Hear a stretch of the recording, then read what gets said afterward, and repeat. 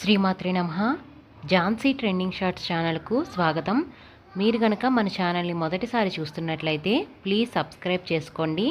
మరిన్ని devotional stories కోసం మన ఛానల్ని అందరికీ షేర్ చేయడం మర్చిపోవద్దు. ఈ వీడియో కనుక మీకు నచ్చినట్లయితే ప్లీజ్ ఒక లైక్ అయితే ఇవ్వండి అంటాడు. కానీ ఈ మాట అనడం చాలా కష్టం. అంత వైరాగ్యం రావడం కూడా ఈశ్వరానుగ్రహం.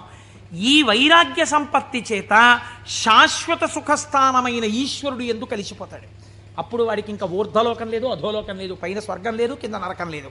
ఇక మళ్ళీ పుట్టవలసిన అవసరం లేని మోక్ష స్థితిని పొందుతాడు. ఇలా పొందడానికి శంభు అనుసంధానం చేసుకుంటూ ఉండాలి. శివుడి పాదాలు మీరు గట్టిగా పట్టుకున్నారనుకోండి, శివాష్టోత్తరం చదువుకుంటున్నారనుకోండి, భస్మధారణ చేశారనుకోండి, బొట్టు పెట్టుకున్నారనుకోండి, ఏమీ చేతకాకపోయినా కూర్చున్న నామాలు చెప్పడం మొదలుపెట్టారనుకోండి, మీకు తెలియకుండా మీలో ఒక రకమైనటువంటి మార్పు ప్రారంభమై అది మంచి ఆలోచనల వైపుకు తీసుకుని వెళ్ళగలదు. ఇలా తీసుకుని వెళ్ళవలసిన అవసరము ఎందువలన కలిగింది అంటే, పూర్వకాలంలో పూర్వయుగమైనటువంటి ద్వాపర యుగం వరకు కూడా ఒక లక్షణం ఉండేది. రాక్షసులు ఉన్నారనుకోండి, వాళ్ళు తెలిసేవారు వీళ్ళు రాక్షసులండి అని తెలిసేది. కాబట్టి వాడిని దూరంగా పెట్టడమో, వాడిని పరమాత్మ సంహారం చేయడమో ఏదో ఉంటుంది. కలియుగంలో ఏమిటో తెలుసా అంటే, రాక్షసులు ఏ రూపంలో ఉంటారు? చిత్తవృత్తుల రూపంలో ఉంటారు. పైకి దొరకరు. మీకన్నా సాధుపురుషుళ్ళే కనిపిస్తాడు. మోసం చేసేవాడే చాలా నమ్మించేటట్టుగా సాధుపురుషుళ్ళే ఉండాలి. వాడు నమ్మితే నాకేమిటి, నమ్మకపోతే నాకేమిటి, నేనేమన్నా వాడి దగ్గర ప్రయోజనం పొందుదాం అనుకుంటున్నానా అన్నవాడు తన యథారీతిగా ఉంటాడు. అవతల వాడిని నమ్మించి మోసం చెయ్యాలనుకోండి, వాడే మాట కలిపి చక్కగా మాట్లాడి బాగా మాట్లాడి మీరు నమ్మేటట్టు చేసి అప్పుడు మీకు ఒక కప్పు కాఫీ ఇచ్చి ఆ కాఫీలో మత్తు కలిపేసి మీరు పడిపోతే మీ సూట్ కేసు ఎత్తుకుపోవాలి వాడు కదా. అందుకని ఇప్పుడు ఎక్కడున్నాడు రాక్షసుడు? వాడి చిత్తవృత్తి ఎందున్నాడు? మీరు చూడండి, నిజంగా ఈ చిత్తవృత్తుల రూపంలో రాక్షసులు ఉండి ఉంటే త్రేతాయుగంలో విశ్వామిత్రుడు యాగం చేయగలడా? చెయ్యలేడు. ఇక్కడే ఉన్నారు రాక్షసులు. రాముడు ఈ లోపల రాక్షసుల్ని చంపడానికి తానే అనుసంధానం చేసుకోవాలి. బయట రాక్షసులుగా ఉన్నారు. రాముడు వచ్చి బాణం వేసుకొట్టి చంపాడు. ఈ యుగంలో అలా కుదరదు. ఇక్కడున్నారు రాక్షసులు. వాళ్ళు ఎప్పుడైనా తలెత్తుతారు. ఎప్పుడైనా తలెత్తి మిమ్మల్ని పడగొట్టేస్తారు. ఎప్పుడైనా పడగొట్టేయగలరు. ఎప్పుడైనా పడగొట్టేసేటటువంటి రాక్షసులు ఇక్కడే చిత్తవృత్తుల రూపంలో ఉన్నారు. వీళ్ళని తొక్కి పట్టగలిగిన వాడెవడు? ఒక్కడే, శంభు. అందుకే ఏవం శ్రీ శంభుదేవస్య నామ్యామష్టోత్తరం శతం అంటాం. ప్రదోష వేళలో రోజు ఆ శంభునామాలు చెప్పామనుకోండి, ఆయన ఏం చేస్తాడంటే వీళ్ళని తొక్కి పెట్టి మీ భావముల యందు మంచి ప్రవాహాన్ని ఏర్పాటు చేస్తాడు. ఈ మంచి ప్రవాహము కలిగిన భావన చేత ఉన్నతిని పొందేస్తాడు. ఇప్పుడు ఈ భావన పొందినటువంటి వాడు ఎలా ఉంటాడు, ఎలా పొందుతాడు ఈశ్వరుణ్ణి అని మీరేమి అనుమానపడిపోయి వాడు ఏమైనా పూజలు బాగా చేసేస్తాడండి, యజ్ఞయాగాదులు చేసేస్తుంటాడండి అలా అనుకోక్కర్లేదు. శంభునామాన్ని పెట్టుకుని శంభుని యొక్క అనుగ్రహం పొందిన వాడి స్థితి ఎలా ఉంటుందో తెలుసా అండి? నేను మీకు ఒక ఉదాహరణ చెప్తాను, మీరు బాగా పట్టుకోగలుగుతారు. ఇది కూడా నేను ఎక్కడి నుంచో ఎందుకు మీకు రుద్ర పశుపతి నాయనార్ అని ఒక నాయనారు ఉన్నారు. 63 మంది నాయనార్లలో మనం సాధారణంగా ఏం చేస్తాం? రుద్రం చదవండి అన్నాం అనుకోండి, సన్యాసి కూడా రుద్రం చదవాలి. సన్యాసులు కూడా రుద్రం పారాయణ చెయ్యమని శాస్త్రం విధించింది. ఎందుకో తెలుసా అండి? అభిషేకం చేయకపోయినా రుద్రాన్ని పారాయణ చేస్తే వెంటనే పాపాలు పటాపంచలవుతాయి. ఆ పశుపతి నాయనారికి ఒక లక్షణం ఉండేది. ఆయన రోజు కూర్చుని రుద్రాధ్యాయం చదువుతూ ఉండేవాడు. చదువుతున్నప్పుడు ఆయనకు ఒక అనుమానం వచ్చింది. ఏమిటా అనుమానం? అందులో మేఘ్యాయచ విద్యుచ్ఛాయచ వృక్షాయచ హరిత్యాయచ లోప్యాయచ ప్రవాహ్యాయచ ఫేన్యాయచ సికత్యాయచ ఈ మాటలు ఉన్నాయి. ఇవన్నీ ఈశ్వరుడే అన్నారు. అంటే నీరు ఈశ్వరుడు, నీటి మీద నురుగు ఈశ్వరుడు, చెట్టు ఈశ్వరుడు, చెట్టు మీద పిట్ట ఈశ్వరుడు, చెట్టులో ఆకుపచ్చతనం ఈశ్వరుడు. మనం ఏం చేస్తాం? మేము అభిషేకం చేయించుకుంటున్నామండి అని వెళ్ళి కూర్చుంటాం. శివాలయంలో ఉన్న అర్చక స్వామి ఏదో మహన్యాసం అని చెప్పి నారుద్రో రుద్రమచ్చ ఎత్తుని పాప ఆయన మహన్యాసం చేయిస్తాడు. చేయించిన తర్వాత మీరేవో పాలు పెరుగు పంచదార పళ్ళరసాలు పట్టుకెడతారు. ఆయన రుద్రాధ్యాయం చదువుతూ పోసేస్తాడు. పోసి అభిషేకం చేస్తుంటాడు. మీరేం చేస్తారు? మీకు అది ఏమిటో తెలియదు కదా, అర్థం కాదు. అర్థం కాకపోవడం వల్ల తేలిగ్గా వచ్చేది ఏమిటంటే నిద్ర. కాబట్టి చాలా అమరికగా మనకి దొరికేది ఏమిటంటే బ్రహ్మదండం మహర్షులకు ఎలా ఉంటుందో అలా మోచేతిని తొడకి పెట్టి ఈ చేతిని ఇలా పెట్టి చక్క చెంప చేస్తే చాలు, అలా పడుకోవచ్చు, నిద్రపోతాడు. మళ్ళీ ఆయన ఎక్కడో గంట ఏదో కొడతాడు, కొడితే తెలివి వస్తుంది. తెలివి వచ్చాక మళ్ళీ పాపం తాపత్రయం ఉండదని నేను అన్నాం. మళ్ళీ ఓసారి లేచి ఏదో చేస్తున్నాడు, అల్లరవుతోంది మళ్ళీ అని చెప్పేసి కాసేపు మళ్ళీ ఇలా మళ్ళీ పడిపోతాడు. దీని వలన ఏమైనా ప్రయోజనం ఉందా? మీరు చేసిన అభిషేకమునందు నేను ఇలా అడిగానని మీరు ఏమనుకోకండి, నన్ను మన్నించండి. ఒక మెట్టు పైకెక్కడానికి కాలు ఇలా ఏమైనా లేచిందా మీకు ఉపాసనలో? అంటే నేను అభిషేకం చేయించుకోవద్దని, శివాలయానికి వెళ్ళొద్దని నేను చెప్పట్లా, చేయించుకోవాలి అరిష్టం పోవడానికి. కానీ మీ ఉపాసనలో మీరు ఓ మెట్టు ఎక్కారా? కాదు కదా. ఇది రుద్రం పారాయణ చేయడం అంటే ఇది. ఆయన అన్నాడు, ఆ నాయనారు ఆయనకు ఒక చిత్రమైనటువంటి ఆలోచన వచ్చింది. ఆయన తిరుమలయార్ అనబడేటటువంటి ప్రాంతంలో ఉండేవాడు. ఆయన ఈ రుద్రం చదివి చదివి చదివి చదివి అన్నాడు, ఆకాశం ఈశ్వరుడు, మేఘం ఈశ్వరుడు, నీరు ఈశ్వరుడు, నురుగు ఈశ్వరుడు, చెట్టు ఈశ్వరుడు, పిట్ట ఈశ్వరుడు. కాబట్టి నేను ఇంట్లో కూర్చుని ఇవన్నీ చెప్తుంటే ఉపయోగం ఏంటి? నేను ఈశ్వరుడిలో చేరిపోయి ఈశ్వరానుభూతిని పొందుతానన్నాడు. ఓ రోజు తెల్లవారకట్ట ఎవ్వరికీ చెప్పకుండా లేచి 4 గంటలకో వెళ్ళిపోయాడు బయటికి, ఊరి బయటికి వెళ్ళిపోయాడు. ఆ కొండ మించి ఒక సెలయేరు జాలువారుతోంది. గబగబా వెళ్ళాడు, ఆ సెలయేట్లో నడుంలోతు నీళ్లలో నించున్నాడు. నించుని చెట్టు వంక చూశాడు. నిశ్శబ్దంగా ఉంది వాతావరణం.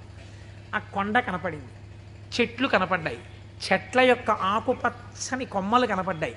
అంత నిశ్శబ్దంలో గలగల పారుతున్నటువంటి సెలయేటి శబ్దం వినపడుతోంది. ఆ నీటి మీద వెళ్ళిపోతున్న నురుగు కనపడింది. ఆయన వెంటనే ఆ ఒంటికి తగిలిన చల్లతనంలో ఈశ్వరుడు కౌగిలించుకున్న అనుభూతిని పొందాడు. ఇవి ఈశ్వరుడు కదా, నేనిప్పుడు ఈశ్వరుడిలో ఉన్నాను నీటిలో. కాబట్టి నేను నా కళ్ళతో చూస్తున్న మేఘం ఈశ్వరుడు, నేను మొలలోతులో ఉన్నది ఈశ్వరుడు, ఇలా వెడుతున్నది ఈశ్వరుడు, నేను చూస్తున్న ఆ కదులుతున్న ఈశ్వరుడు. నాకు ఇంట్లో చదువుతున్నప్పుడు అలా బిగిసిపోయినట్టుగా ఉన్న ఈశ్వరుడు కనపడేవాడు. ఇప్పుడు ఇన్ని చేతులతో కాళ్లతో కదులుతూ నన్ను కౌగిలించుకున్నాడు ఈశ్వరుడు అని గట్టిగా గొంతెత్తి నమ పేన్యాయ చ శిఖత్యాయ చ ప్రవాహ్యాయ చ నమ వృక్షాయ చ హరిత్యాయ చ లోప్యాయ చ అని పారాయణ చేశాడు. ఆ పారాయణ చేస్తూ ఆనందం అనుభవించేసి బయటికి రాలేక బయటికి వచ్చేవాడు. బయటికి వచ్చి ఒళ్ళు తుడిచేసుకొని పొడి బట్ట కట్టుకుని ఇంటికి వెళ్ళిపోయేవాడు. మళ్ళీ మధ్యాహ్నం అయ్యేది, ఆ చెరువు దగ్గరికి వెళ్ళి సంధ్యావందనం చేసుకుంటాననేవాడు. మళ్ళీ వెళ్ళిపోయి మళ్ళీ అందులో నించునేవాడు. మళ్ళీ శివుడు అబ్బా కదులుతున్నాడు, అవుగో అవే ఆయన చేతులు, నా స్వామి ఇలా ఇలా అంటున్నాడు, చేతులు ఊపుతున్నాడు, రా రా రా అని పిలుస్తున్నాడు, అవే కొమ్మల రూపంలో ఊగుతున్నాయి, నా స్వామి ఇదిగో ప్రవహిస్తున్నాడు. నా స్వామి వేదం ఋషులకి చెప్పినప్పుడు ఇలాగే వినపడి ఉంటుంది, అదిగో ఝరి శబ్దం వినపడుతోందన్నాడు. మొన్న మేము తిరుమల వెళ్ళి పాండవుల తీర్థం కింద దగ్గర కూర్చుంటే వెనకాతల నుంచి నదీ ప్రవాహం వెడుతుంటే చప్పుడు వచ్చింది. కాసేపు ఆగి మీరు ఆ శబ్దాన్ని వినండి అన్నాను నేను. ఆ వినండి అనడం వెనకాతల నా భావన అదే. ఇప్పుడు ఈశ్వరుడు చెప్తున్నటువంటి వేదం ఋషులకు ఎలా చెవుల్లో వినపడిందో అలా నాకు ఈశ్వరవాణి వినపడుతోంది అన్నాడు. మళ్ళీ నిలబడిపోయాడు. మళ్ళీ నమ సోమాయ చ రుద్రాయ చ నమ స్తామ్రాయ చ అరుణాయ చ నమ శంగాయ చ పశుపతయే చ నమ ఉగ్రాయ చ భీమాయ చ అంటూ మళ్ళీ రుద్రం చదువుతూ మళ్ళీ అంతటా ఈశ్వరుడే నన్ను గట్టిగా పట్టుకున్నాడు నీళ్లలోని. అదే ఈ చల్లతనం. ఎంత చల్లగా ఉంటాడో మా స్వామి, ఒంటి నిండా చల్లటి పాములు, చంద్రమౌళి, ఆ గంగా చల్లగా ఉంటాడు కదా, చల్లగా నన్ను పట్టేసుకున్నాడు. బాబోయ్ ఎంత గట్టిగా పట్టుకున్నాడో అన్నాడు. నీళ్లల్లో మునిగానం లేదు, ఈశ్వరుడు నన్ను గట్టిగా పట్టుకోవడం వల్లే నాకు ఇంత చల్లగా ఉందన్నాడు. ఈశ్వరుడు పట్టుకోవడం వల్ల అబ్బా నాకు ఎంత సంతోషంగా ఉందో అన్నాడు. ఈ సంతోషంలో రుద్రం చెప్తున్నానన్నాడు. అవుగో ఇలా చేతులు ఊపుతున్నాడన్నాడు. అంత ఈశ్వరుణ్ణి చూస్తున్నాడు. చూస్తూ పొంగిపోతూ ఆ రుద్రం తడబడిపోతూ చెప్పేవాడు. మళ్ళీ పైకి వచ్చేవాడు, పొడిబట్ట కట్టుకునేవాడు, వెళ్ళిపోయాడు. మళ్ళీ బాగా చీకటి పండించేవాడు. ఒక్కసారి అక్కడ కూర్చుని జపం చేసుకుంటానని మళ్ళీ వెళ్ళేవాడు, మళ్ళీ నీళ్ళల్లో దిగేవాడు. మళ్ళీ ఈశ్వరుడు గట్టిగా పట్టుకున్న అనుభూతి పొందేవాడు. మళ్ళీ రుద్రం చెప్పేవాడు. ఇది కొన్నాళ్ళు అయిపోయిన తర్వాత ఏమైందంటే తను అలా అడుగులేసి ఎడుతుంటే గాలి ఇలా తగిలేది. కాళహస్తి నుంచి వాయులింగ రూపుడైన నా స్వామి వచ్చి నన్ను ఒక్కసారి ఇలా పిలిచి కోటేశ్వరరావు ఒకసారి పలకరిద్దామని వచ్చాను కాళహస్తి నుంచి అంటున్నాడు. అమ్మ స్వామి తగిలాడు ఇక్కడ, అబ్బా స్వామి నమస్కారం అంటున్నాడు. ఇప్పుడు ఎక్కడ లేడు ఆయనకి. అలా వెడుతూ పైకి చూశాడు, అబ్బో అనంతంగా పెరిగిపోయిన నా స్వామి ఆకాశ రూపంలో కనపడుతున్నాడని మళ్ళీ నమస్కారం చేసేవాడు. కపర్దీ నమః కపర్దినీచా అనేవాడు. ఇలా రాను రాను రాను రాను ఏమైపోయిందంటే ఎవరు కనపడినా ఆయనకి ఈశ్వరుడే కనపడేవాడు. ఆఖరికి పరిగెత్తి పారిపోతూ దొంగ కనపడేవాడు. నమ చోరాయచ, పరిగెత్తుతున్న దొంగలో నా స్వామి కనపడుతున్నాడు అనేవాడు. మరి అంతేగా చెప్పింది రుద్రం. ఇలా అంతటా ఈశ్వర దర్శనం చేసి ఎక్కడ పడితే అక్కడ ఆగిపోయి నమస్కారం చేయడం అలవాటైపోయింది. ఈ అలవాటైపోతే శంకరుడు అన్నాడు, ఇక నేను తప్ప ఇంకొకటి కనపడని నీకు నాలోకే తీసుకోవాలని తనలోకి తీసేసుకున్నాడు. శివుడిలో ఏకమైపోయి తాను శివుడైపోయాడు. ఇప్పుడు చెప్పండి, భావన చేత మోక్షాన్ని పొందాడా లేదా? రుద్ర పశుపతి నాయనారని ఆయనకి పేరు. 63 మంది నాయనార్లలో ఆయన ఒకరు.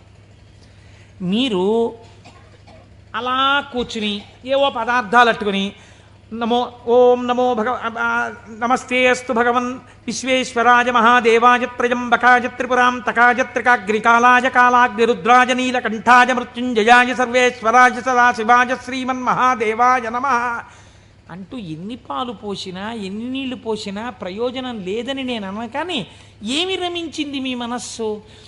నీటిలో నిలబడిన వాడికి రుద్రం అనుభూతిలోకి వచ్చేసింది. మనకెక్కడొచ్చింది అనుభూతి? ఒక ఏటి గలగలల యొక్క శబ్దంలో మీరు ఈశ్వరుణ్ణి అనుభవించగలగాలి. ఒక పిట్ట పాటలో మీరు ఈశ్వరుణ్ణి అనుభవించగలగాలి. మీకు తగిలిన గాలిలో ఈశ్వరుణ్ణి అనుభవించగలగాలి. ఇది సంభావయతి. ఇప్పుడు ఏమైంది? నిరతిశయ సుఖప్రదాతయ్య ఉన్నాడు. ఈ మాటలు చెప్పి చిత్తవృత్తులైనటువంటి రాక్షస స్వరూపాల్ని తొక్కి పెట్టడానికి ఇలా నేను దక్షిణామూర్తిగా కూర్చుంటే ఆనాడైతే అర్థమైంది, కానీ ఇవాళ అర్థం కాదు లోకానికి. అందుకుని నేను లేచి తిరగాలి, తిరిగి లోకానికి బోధ చెయ్యాలి. బోధ చేసి నేనే శంభుస్వరూపమై లోకాన్ని శివుడి వైపుకి తిప్పాలనుకున్నట్టు ఒక ఆయన. ఎవరైన? దక్షిణామూర్తి. మౌనాన్ని విడిచిపెట్టేట. విడిచిపెట్టి మహానుభావుడు ఎలా నడిచి వెళ్ళాడు అన్నారు. అజ్ఞానాంతర్గహన పతితానాత్మ విద్యోపదేశై త్రాతుం లోకాన్ భవదవశిఖాతాపపాపచ్యమానాన్ ముక్త్వా మౌనం వటవిటపినో మూలతో నిష్పతంతి శంభోర్మూర్తిశ్చరతి భువనే శంకరాచార్య రూపా. ఆనాడు ఇలా కూర్చుంటే అర్థమైంది, కానీ ఇవాళ నేను వటవృక్షం కింద ఇలా మౌనంగా కూర్చుంటే ఎవ్వరికీ అర్థం కాదు. వీళ్ళ చిత్తములలోనే ఉన్న రాక్షసులను తొక్కి పెట్టడానికి నేనే వెళ్ళి నలుచెరగులా నేనే తిరిగి నేనే నిలబడి వీళ్ళు ఏ స్థాయిలో ఉన్నా వాళ్ళని ఉద్ధరించడానికి కావలసిన స్తోత్రముల దగ్గర నుంచి భాష్యముల వరకు ఇద్దామని ఆ దక్షిణామూర్తి మౌనమును విడనాడి ఈ భూమండలము మీద శంకరాచార్య రూపముగా తిరిగారట. ఆయనే ప్రథమ గురువై జగద్గురువై మహానుభావుడయ్యాడు. శివానందలహరి, సౌందర్యలహరి, బ్రహ్మసూత్ర భాష్యం దగ్గర నుంచి ప్రస్థానత్రయ భాష్యాల వరకు ఇచ్చారు. ఇహమునందు ఐశ్వర్యము కావాలంటే కనకధార వరకు ఇచ్చారు. అటువంటి శంకరాచార్యుల వారి దగ్గర ప్రారంభమైన గురు పరంపర నేటి మా గురువుల వరకు కొనసాగుచునే ఉన్నది.